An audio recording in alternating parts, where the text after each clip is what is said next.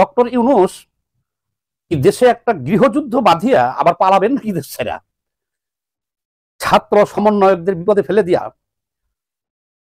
এবং দেশের মধ্যে একটা বিশৃঙ্খল পরিস্থিতি তৈরি করিয়া উনি কি পালাইতে পারবেন? অবস্থা কিন্তু তাই মনে হইতেছে আমার। প্রথম কথা হলো, উনি একটা জাতির উদ্দেশ্যে ওনার 100 দিন পূর্ণ হয়েছে ক্ষমতা গ্রহণ করার একটা বক্তব্য দিয়েছেন, দিক নির্দেশনামূলক বক্তব্য দিয়েছেন। আমি সেটার ব্যাপারেও আলোচনায় আসতেছি পরে। আর প্রথম আলোচনাটা করি, তারপরেই উনি আবার আল জাজিরা, একটা আন্তর্জাতিক গণমাধ্যম সাংবাদিককে উনি পূর্ণাঙ্গ একটা সাক্ষাৎকার দিয়েছেন। সেই সাক্ষাৎকারে সাংবাদিক তাকে জিজ্ঞেস করেছেন যে আপনাদের এই সরকার লক্ষ্য এবং উদ্দেশ্য কি? ডক্টর মোহাম্মদ ইউনূস বলেছেন যে আমাদের প্রয়োজনীয় সব সংস্কার শেষে আমরা নির্বাচন দিব। সাংবাদিক আবার প্রশ্ন করেছেন যে তো আপনাদের সরকারের মেয়াদ কতদিন হবে এই সরকারের? ডক্টর মোহাম্মদ ইউনূস উত্তরে বলেছেন যে ভবিষ্যতে সংবিধানে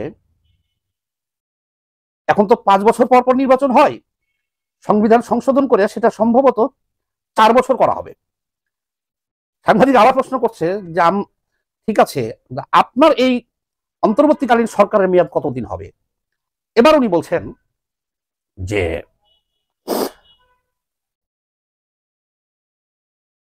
ডিসেম্বর বা জানুয়ারির মধ্যে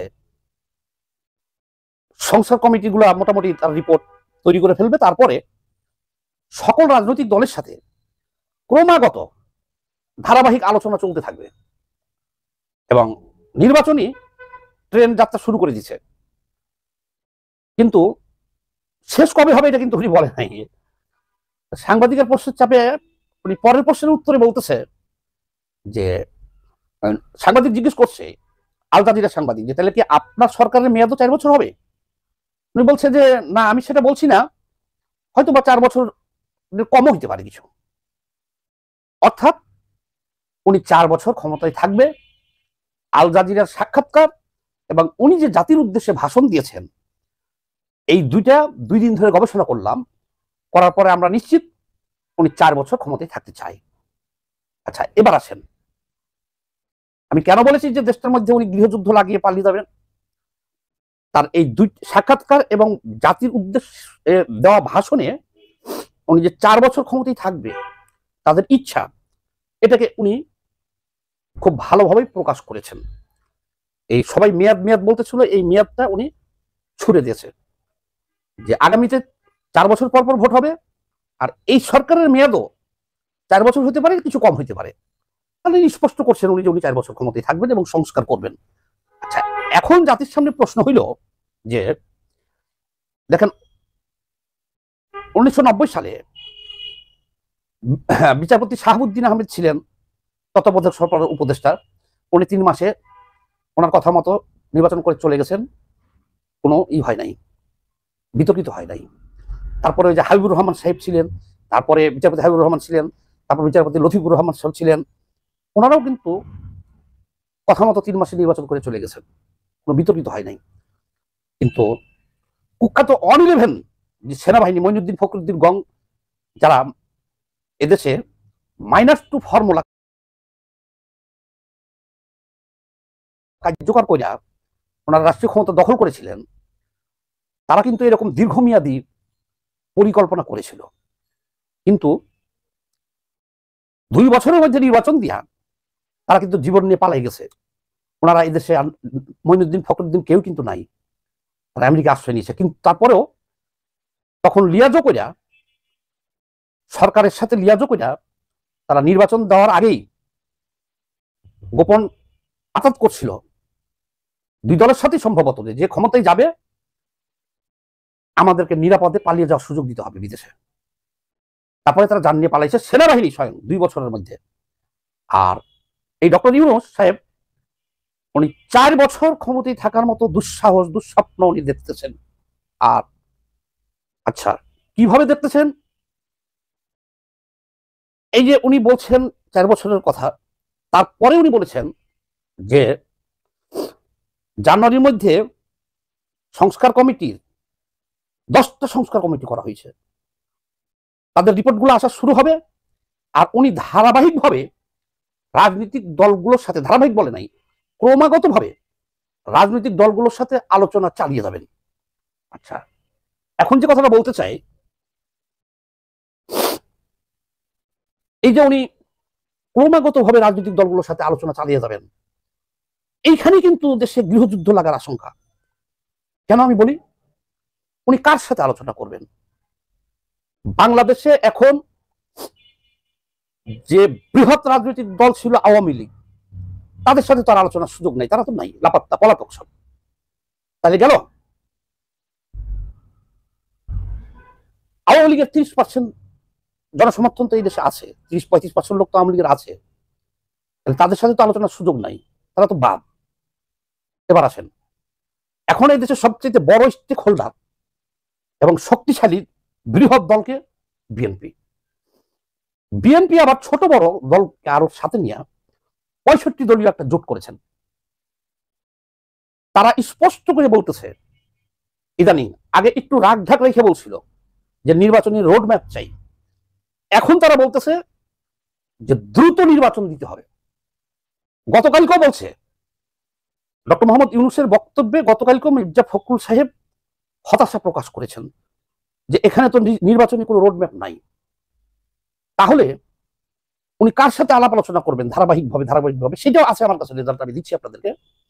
গেল, তাহলে আওয়ামী লীগের ধরলাম 35% এদেশে, আর বিএনপি সহ 65 দলের এখন কমপক্ষে আপনি ধরেন, একেবারে কম করে হলেও কিন্তু এখন তাদের এদেশে 50% লোকের সমর্থন আছে। তাহলে কত হলো? 50 আর 35 কত? 85% লোক সাথে আলোচনা করার সুযোগ ডক্টর মোহাম্মদের ইউনূসের নাই। এই 85% লোকের প্রতিনিধিত্ব করে বিএনপি সহ তাদের বৃহৎ জোট আর আওয়ামী লীগ সহ তাদের 14 দলীয় জোট।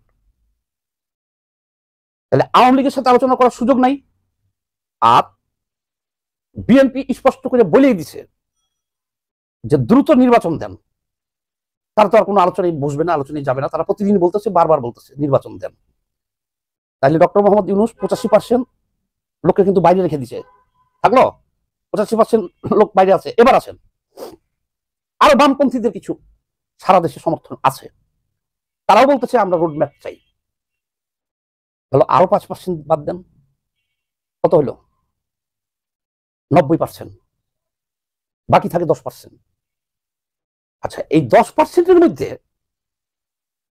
জামাতের আছে হলো 5% বা 7%। আবার জামাত আর এই ছাত্র মিলিয়ে 10% আমি ধরে নিলাম সমর্থন আছে তাদের। কারণ জামাত চাচ্ছে, জামাত মনে করতেছে তারা এখন ক্ষমতায় আছে, কারণ তাদের যে সমন্বয়ক, বেশিরভাগ সমন্বয়কই জামাতের ছিল, আর এখন জামাতের লোকজনই বিভিন্ন জায়গায় নিয়োগ পাইতেছে।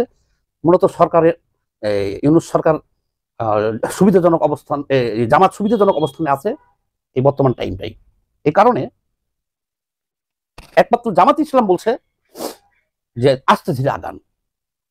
আচ্ছা, আরেকটা সুখবর দিই নাকি দুঃসংবাদ,